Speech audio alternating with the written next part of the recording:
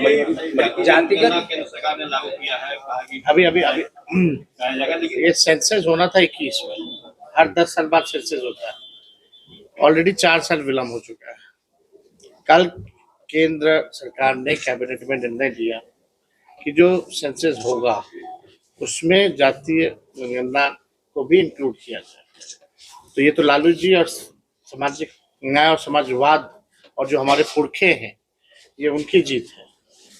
96-97 में जब देवगौड़ा जी प्रधानमंत्री थे और लालू जी उस समय जनता दल के अध्यक्ष थे और हम लोगों की सरकार थी, तभी ये निर्णय लिया गया था 2001 को देखते हुए, क्योंकि हर 10 साल बाद होता, तो 2001 में सेंसस होना था कि 2001 में जाति जनगणना जो है वो होगा।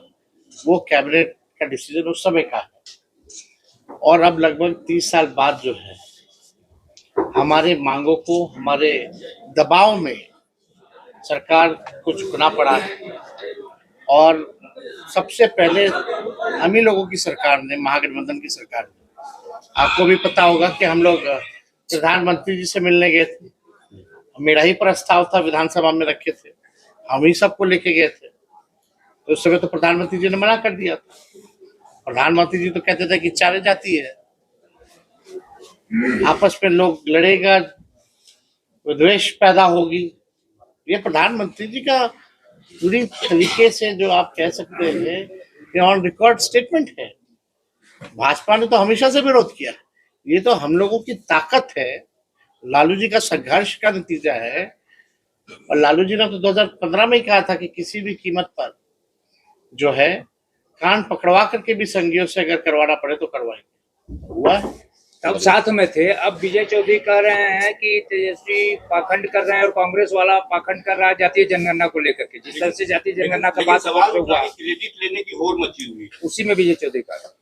किस बात का क्रेडिट? कि हम करवा, ये एजेंडा किसका है? बीजेपी वाले कह रहे हैं ये बीजेपी का कभी से एजेंडा रहा ही नहीं है। बीजेपी और आरएसएस तो इसके विरोध में रहे, भाई विरोधी रहे।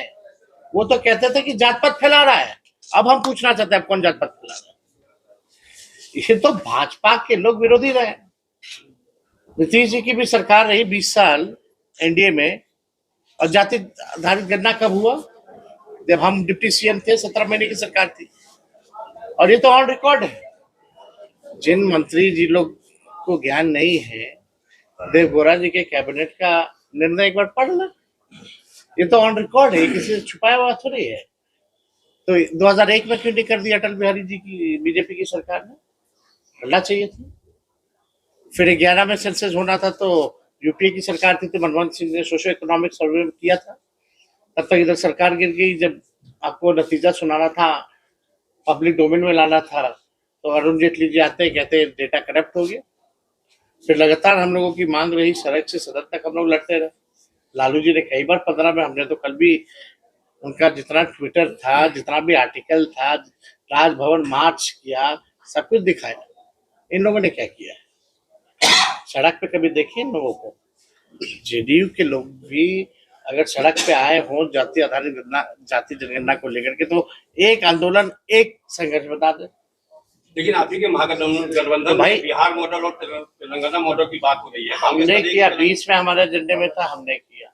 आरक्षण की सीमा हमने बढ़ाई, इन लोगों ने फंसा दिया। बोल रहे थे शेड्यूल 9 में डालो, अनुसूची 9 में डालो, तमिलनाडु की तर्ज पे।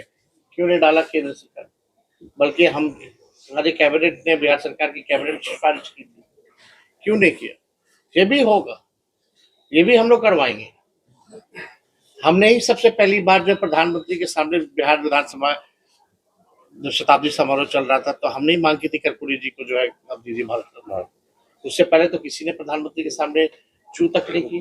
तो क्या फायदा मिलेगा? तो जो हम ये कह रहे हैं कि लालू जी और हमारी पार्टी आगे आगे रहती है, सरकार पीछे पीछे रहती है। लालू जी 30 साल पहले की सोच आज जो है इम्प्लीमेंट करना पड़ा है। पत्थर रख करके भी लोगों को करना पड़ा है। फायदा मिलेगा विधानसभा चुनाव? देखिए, इसका सिर्फ अब तो सेंसस होगा, परिसीमन से पहले तो हो जाना चाहिए, जो मैंडेटरी है। बाइफिकेशन जो होगा उसी हिसाब से होगा, परिसीमन उसी हिसाब से होगा।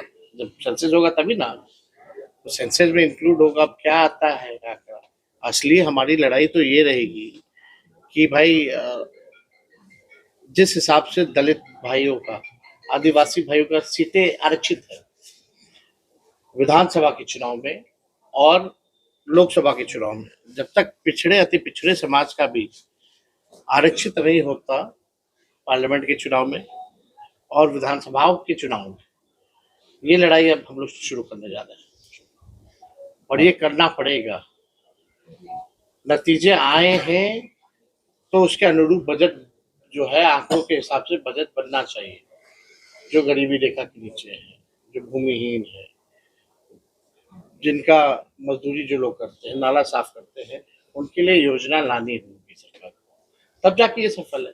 नहीं तो आप डेटा कलेक्ट कर लीजिए, डेटा को आप डस्टबिन में फेंक दीजिए, तो उसका क्या मान है। इसी आधार पे ना हम लोगों ने, जब जाति आधारित गणना बिहार में हुआ तो हम लोगों ने आरक्षण बढ़ाया, और जो भूमिहीन है उसके लिए हम लोग चाहते थे कि भाई जो गरीबी रेखा के नीचे जो 94 लाख परिवार है उनको जो है 2 लाख रुपए का सहयोग हम लोग भूमिहीन को पैसा दे, घर बनाने के लिए पैसा दे, ये योजना था। अब कहाँ उस पर कोई इम्प्लीमेंटेशन हो रहा है। अब सरकार को क्यों नहीं चिंता है, नीतीश जी को चिंता नहीं है। जब महागठबंधन की सरकार ने 65% आरक्षण बढ़ाया था, ये भाजपा के लोग रुकवा दी, इसीलिए ना हम लोग मांग कर सूची 9 में डालने के लिए।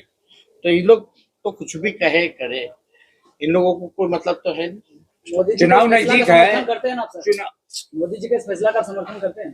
फैसला हमारा, एजेंडा हमारा, उन्होंने करेजा पे पत्थर रख करके करना पड़ा। लालू जी ने कान पकड़वा करके संघियों को कराया। फैसला क्या है? चुनाव नजदीक है, कई पार्टियों की तरफ से यह बयान आने लगा कि भाई सरकार बनने दीजिए, शराबबंदी को खत्म करेंगे। क्या? तो चुनाव नजदीक है, कई पार्टियों की तरफ से ये बयान आ रहा है कि मैं आने दीजिए, शराबबंदी को खत्म करेंगे। कौन क्या कहता है, ये उनका एजेंडा है। सर नाम लेके बोला जा रहा है कि 2 बार डिप्टी सीएम रह चुके हैं, उसी समय ये कानून बना था शराबबंदी वाला। तो इसमें आगे क्या? तो सुनो जी, नशा मुक्त बिहार और देश होना चाहिए। हम लोग नशा के खिलाफ हैं।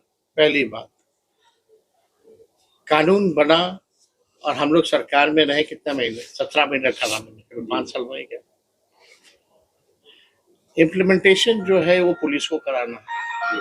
अगर शराब मिल रही है तो गृह मंत्री कौन है, पुलिस महकमा किसके अंतर्गत आता है? मुख्यमंत्री अपने पास रखे, तो जिम्मेवारी किसकी? सवाल सर वही है कि सालों बीत जाने के बाद भाई वही तो बात है ना। तो जब शराब बिखी रहा है पूरे बिहार में, तो फेलियर किसका है? प्रशासन का है, मुख्यमंत्री का है। और कार्रवाई किस पे हुई? 14 लाख से भी ज्यादा लोग जेल में है। कार्रवाई किस पे हुई है? 9 लाख से भी ज्यादा मुकदमा है। कहाँ कोर्ट में समय है? और भी महत्वपूर्ण विषय है, कोर्ट के पास बिजनेस है, जेल में जगह नहीं, तो जिम्मेदार कौन है? और फिर भी शराब मिल रहा है। और आपको बता दें, सबसे ज्यादा शराब जो आ रहा है वो अंग्रेजी आ रहा है, यानी अंग्रेजी पीने वाला तो जेल नहीं जा रहा। जो नकली दारू पी रहा है, देसी पी रहा है, वही जेल जा रहा है। और सबसे ज्यादा अंग्रेजी दारू मिल रहा है।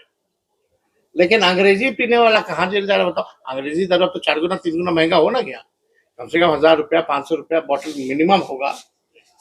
तो गरीब तो पीता नहीं है वो, तो अंग्रेजी पीने वाला कहाँ जा रहा है ये ना बताओ। कौन अंग्रेजी पीने वाला को जेल में डाला है?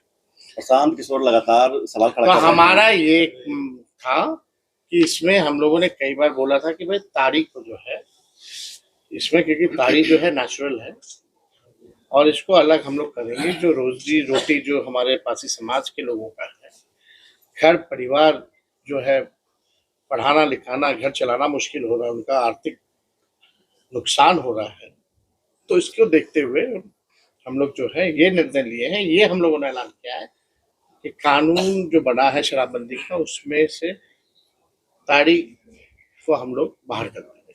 सर महागठबंधन में सीट बंटवारे को लेकर किस चल रहा है, ऐसा आपके विरोधी लोग कह रहे हैं, तो सीट बंटवारे को लेकर बातचीत हो रही है आप लोगों की? सीएम फेस भी, सीएम भी बातचीत तो हम लोग की होती रहती है, हर विषय में बात होती है।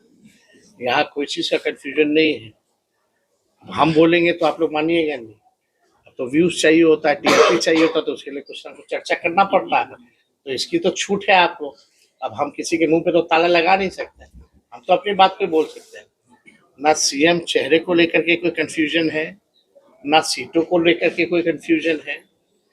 अब जहां है वहां तो है ही, लेकिन उसकी बात कौन करेगा?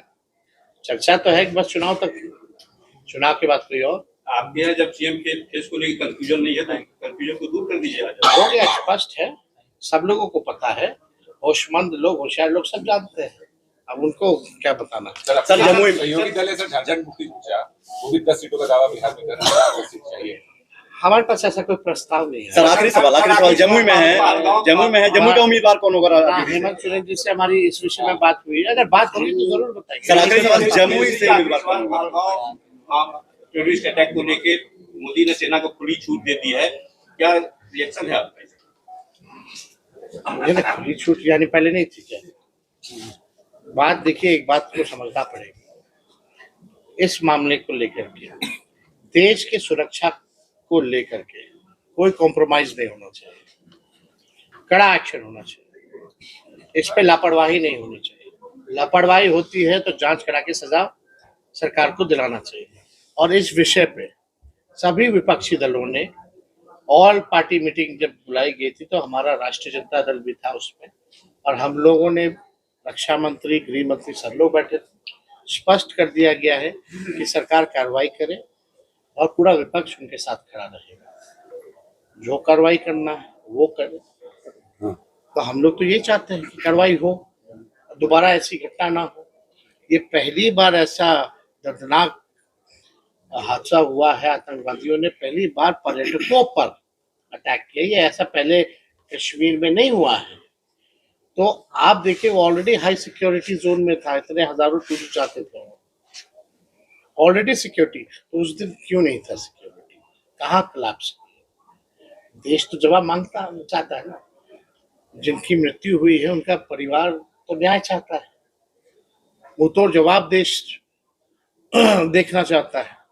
तो इसमें तो भाई हम लोग क्या कर सकते हैं? हम लोग तो, पीड़ित परिवार के प्रति हमारी संवेदना है और हम लोगों को दुख है इस बात का कि ये हादसा हुआ है और सरकार को कार्रवाई करनी है, और हम लोग इस पे कोई राजनीति नहीं करना चाहते, इसमें खुली छूट है। अपोजिशन लेकिन ये भी सवाल उठा रहा है कि 24 आतंकवादी हमले हुए और वो 24 आतंकवादी हमले बीजेपी के रूलिंग। हम सर जमुई में है, जमुई में किसका, जमुई से कौन उम्मीदवार होंगे आरजेडी से? आप जमुई में पहुंचे, आप प्रस्ताव दीजिए, आप पे भी विचार किया जाएगा।